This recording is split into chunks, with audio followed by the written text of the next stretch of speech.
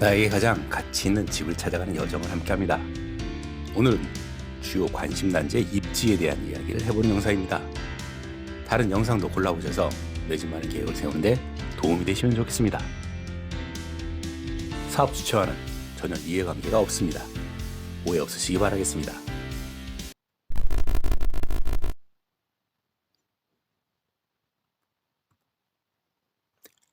한남 4 재정비 촉진구역에 시공사 선정이 진행 중입니다.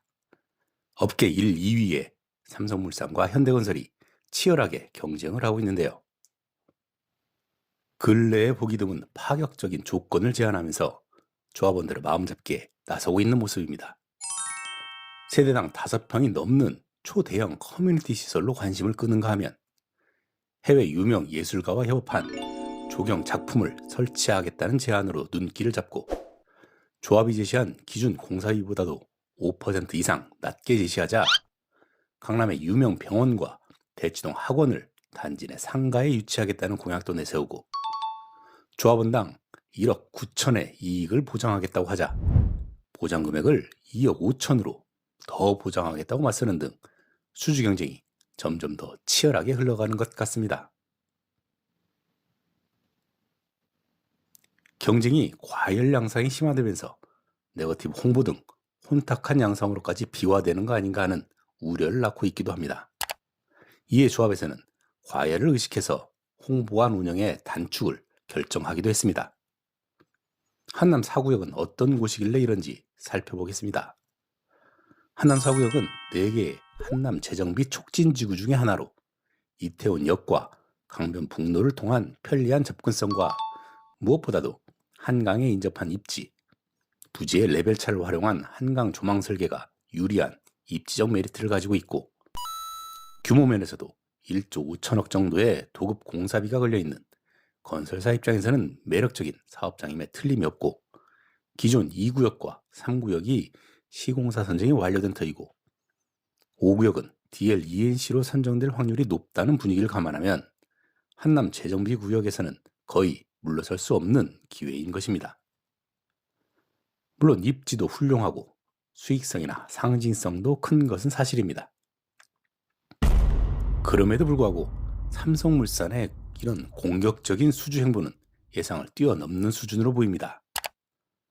왜냐하면 과거 주택사업 철수설까지 돌 정도로 소극적이었던 사업 태도와 인접한 한남 3구역에서는 조합에서 적극적으로 구애를 했음에도 불구하고 끝내 참여하지 않았던 삼성이었고요. 한남 2구역의 시공사 선정 시에도 입찰을 하지 않았기 때문이죠. 24년 들어서 신임 사장이 재정비 사업 수주에 대한 강한 의지를 드러내고 있기도 합니다. 하지만 수주한 사업장의 면면을 들여다보면 치열한 경쟁에 의한 수주는 없고 단독 읍찰이나 수의 계약 형태가 전부였고요. 물론 최근 들어서 부산 촉진 1, 2구역, 남양 2구역 등에서 일부 경쟁 수주를 벌이기도 했지만 사회적으로 이렇게 큰 이슈를 동반할 만큼의 치열한 수주전은 근래에 보기 어려웠기 때문입니다. 따라서 적어도 그룹 차원의 승인이 있지 않고는 하기 어려운 행보를 보이고 있다고 생각이 됩니다. 입지를 다시 확인해 보면 사업장이 위치한 한남동의 바로 북쪽을 살펴보면요. 이태원 일대입니다. 이태원동, 한남동 일대는 국내 굴지의 재벌가 저택들이 즐비합니다. 한일시멘트, 메가마트를 비롯해 현대가, 농심가, 아모레퍼시픽, LG가, 동부, SK, 금호, SPC 등등 수많은 재벌가의 저택들이 자리하고 있는데요. 무엇보다도 삼성 오너 일가의 저택들이 모여있고 삼성전자, 생명, 리움, S1, 제일기획건물까지 가히 이태원은 삼성 오너 일가의 패밀리타운이라 할 만합니다. 이런 동네에 바로 아래에 있는 단지에 수주 사업을 하는 것이기 때문에 아마도 그룹 최고위층의 승인 없이는 사업 자체가 불가능했을 것이라고 삼성의 의사결정 구조를 이해하는 사람이면 대부분 동의하는 부분입니다. 삼성은 이병철 회장 때 장충동에서 뿌리를 내렸지만 이건희 회장 때부터 한남동 인근에 자리를 잡은 이후 사업이 크게 성장했다고 믿고 풍수적으로도 좋은 평가를 받는 지역인지라 다른 그룹에 비해 특히 한남동에 애착을 보이는 것은 어찌 보면 당연한 일로 보입니다.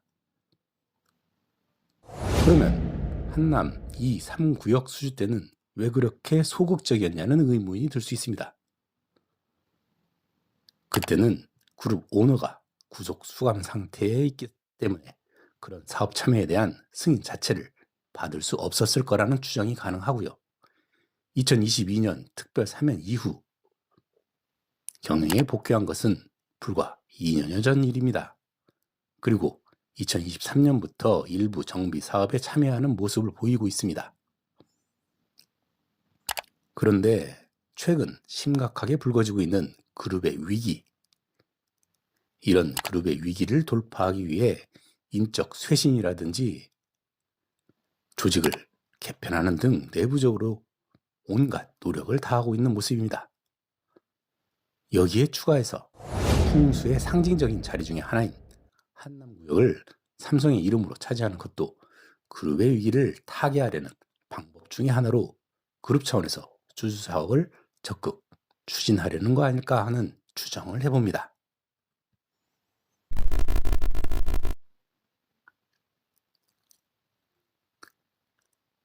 그런데 이러한 입장은 현대도 비슷한 상황입니다. 한남 재정비 구역이 있는 한남동의 바로 동쪽, 현대가의 저택들이 모여 있습니다. 정몽구 명의회장을 비롯해서 정의선 회장 및 자녀 일가가 모두 모여 살고 있습니다. 종로 청운동에 자리를 잡았던 정주영 선대 회장의 뒤를 이어 용산 한남동에 터를 잡고 사업을 키워온 정몽구 회장의 입장에서도 한남동은 남다른 애착이 있을 수밖에 없을 것으로 보입니다.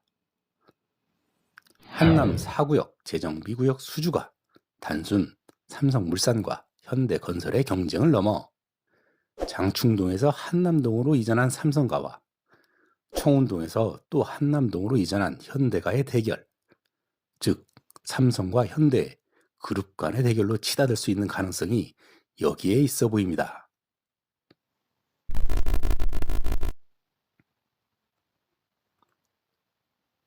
어쨌든 이런 여러 이유로 경쟁은 더 치열하게 전개될 가능성이 아주 높아 보이고요. 문제는 1월 18일 시공사 선정이 된 이후에도 상당한 후폭풍이 불가피하지 않을까 우려를 해봅니다. 가장 먼저 이 과정을 모두 지켜본 한남 5구역의 조합이 DL-ENC와 순조롭게 수의계약으로 시공사 선정을 할 것인가 하는 문제입니다. 조합장 사퇴로 인해 집행부 재선출 과정에서 다른 이야기가 나올 수 있는 가능성이 제기되고 있습니다. 또 하나는 현대건설로 선정이 될 경우에 기존 3구역과의 공사비 차이를 어떻게 조율할 것인가에 대한 문제도 풀어야 할 쉽지 않은 숙제로 보입니다. 작년 9월 3구역 조합 임원이 현대 사옥에 사고를 낸 것도 앞으로 있을 갈등에 대한 예고편일 수도 있다는 관측도 있으니까요. 또한 지금 제시한 제한 조건도 모두 건축 심의만 통과한 현제안과 대안 설계 제시를 기준으로 제안한 내용이기 때문에 앞으로 변동 여지가 너무 많다는 점을 간과하기 어렵습니다. 일단 시공사 선정 전에는 뭐든지 다 해줄 것처럼 얘기하지만 제안서 세부 내용을 실제 적용하는 데는 많은 단서 조항이 있기 마련이어서 실제 진행 과정에서 어떻게 실행될지는 변수가 많은 것을 예상해야 하는데 그 많은 단서 조항까지 다 감안해서 조합원이 투표를 할 수 있느냐 하는 현실적인 문제가 따르기 마련입니다.